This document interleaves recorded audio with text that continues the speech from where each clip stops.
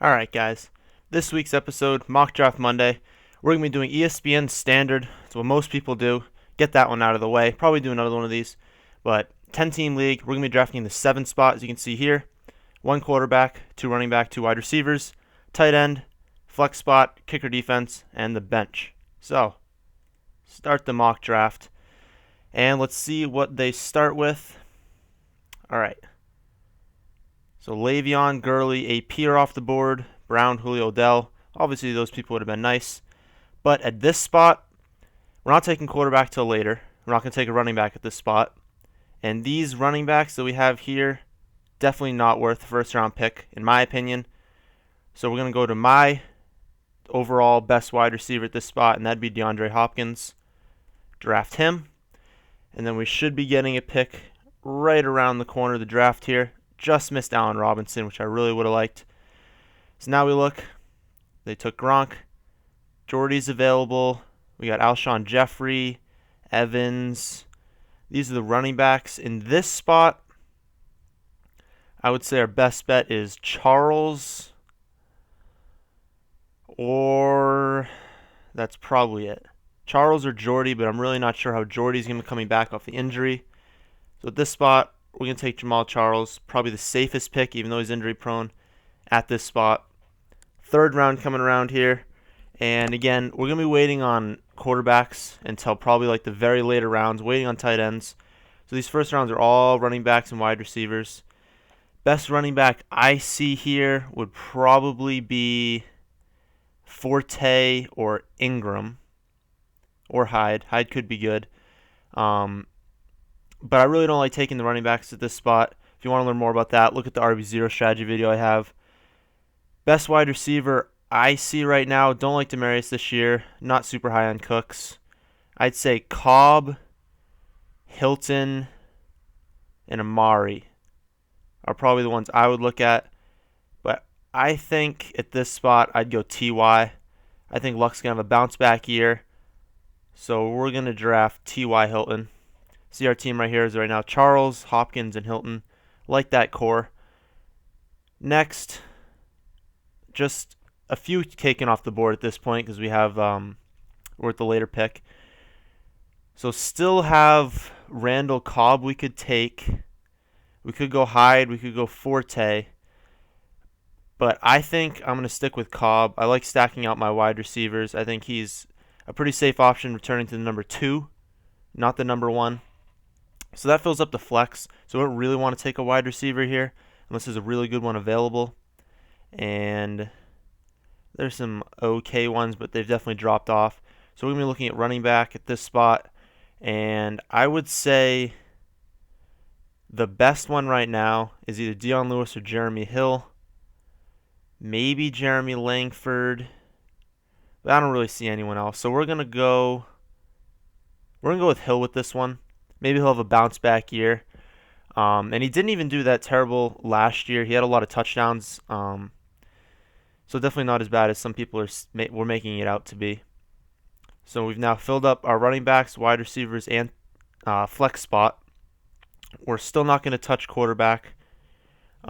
We would think about a tight end here, but that's definitely, I'm thinking, too early. In the 6th round we're in, we're not going to be looking there. So we're going to be filling up the bench in the running backs and wide receivers. And I'm looking at the wide receivers right now, and I would say Jordan Matthews. I would say Macklin is probably the best wide receiver.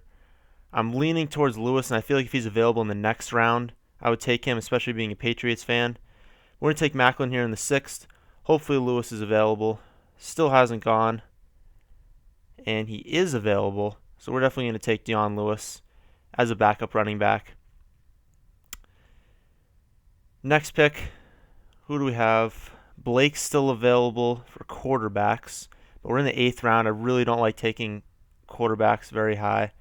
So let's just see. Tight ends. Pretty big on Ladarius Green this year. Not too thrilled about the other options. So in the 8th round, I think we're going to go with Darius Green. He's definitely a freak athlete. Super fast 40, really big. He's on the Steelers this year. He did have that injury, which we're going to have to watch in preseason, his ankle surgery that he had, but it's looking good so far. Next pick,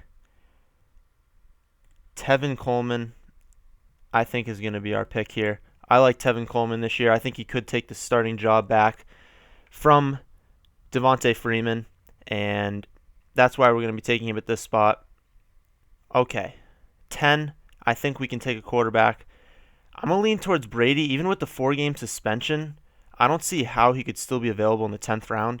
I mean, you take Brady, give him the 4 games, just put a replacement in for that level, which is what we're going to do in our next pick, and there's still Blake Bortles. So I can start Blake Bortles for the first 4 weeks, and then have Brady. No question I would do that. Definitely a good pick. Looking at our team right now, I don't really see any holes. If you look a little to the left, there's our bench. We only have a few spots to fill up, and right now we only have one backup wide receiver that we're not starting, so we're going to look in that position, see what's available, and Marcus Wheaton definitely catches my eye. It's going to be the number 2 in a super high scoring offense. I don't really see how he's available in the 12th round. I know I'd take him maybe 9th round. I think he could produce really good numbers this year. One bench spot, a defense, and a kicker. Always pick the kicker in the last, defense right before that. So with our last bench spot, we're going to look for either a running back or a wide receiver. I'd feel like at this spot, you'd either take a shot on Sterling Shepard, Dorial Green-Beckham, or D'Angelo Williams. If I had Bell, obviously I'd take Williams, but I don't. Although Charles is injury prone, Dion Lewis is injury prone, and we don't know about Tevin Coleman. So I feel like at this spot, it wouldn't be a bad pick to take D'Angelo Williams. If I wasn't so high on Sterling Shepard, that is. I really think he's going to be good this year. Who are my wide receivers? Hopkins, Hilton, Cobb. All right, we don't really need that much of a wide receiver at this spot. So I'm going to go D'Angelo Williams. He's honestly a top 10 running back if Bell gets hurt, and Bell hasn't played a full season in his career. So not a bad pick there at all. This spot, you go defense. Honestly, the defense doesn't matter. You're probably going to drop him anyways. Best defense I see here is the Rams. They play really good at home. The Patriots. I'm a Patriots fan. Patriots are going to be good this year. Drafted another cornerback. They've already got pretty solid linebacking core. They've got the good number 1 corner, Butler. Good pass rush, so not bad there. And then honestly, this you could care less about picking the kicker here. Mason Crosby sounds good to me. That rounds out the team. And if you look here, there's our lineup. We got Brady and Bortles. Bortles will play the first 4 weeks. Brady will play the rest. Very potent quarterback core. We've got Charles and Hill starting with Lewis, Coleman, and Williams on the bench. All lottery picks. All the guys that I really like this year. We've got Hopkins, Hilton, and Cobb starting for wide receiver with Macklin and Wheaton on the bench. I think Wheaton with a number 2 in that offense will be fantastic. Hopkins is a target monster. Hilton's a target monster, and if Luck does better this year, he's going to be great. With Nelson back, Cobb could be great this year. Ladarius Green's more of a lottery pick. I feel like if he doesn't produce in the first couple of weeks, I won't feel bad dropping him in the position that I got him in. So that's not a bad pick there. And then kicker and defense, it doesn't really matter when you do those. So that's the end of this mock draft. It was a standard 10-team league, ESPN lineups. I'll be doing different ones. I'll be doing 12 teams, 14 leagues, PPR, half-point PPR, all different ones. So if you watched this far, at least somewhat liked it, hit the like button, subscribe if you're new, and thanks for watching.